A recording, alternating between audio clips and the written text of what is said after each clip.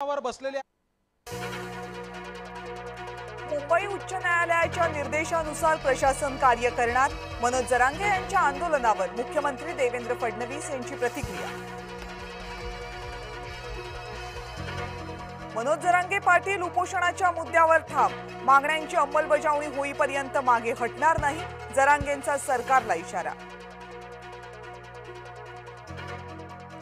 न्यायासाठी मराठी माणूस मुंबईमध्ये नाही तर सुरत आणि गुवाहाटीला जाणार का?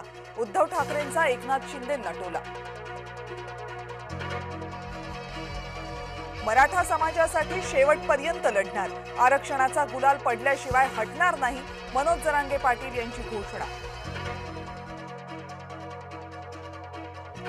आंदोलनाला गालबोट लागू देऊ नका, मुंबईकरांना त्रास होऊ देऊ नका, जरांगेंचं आंदोलकांना आवाहन।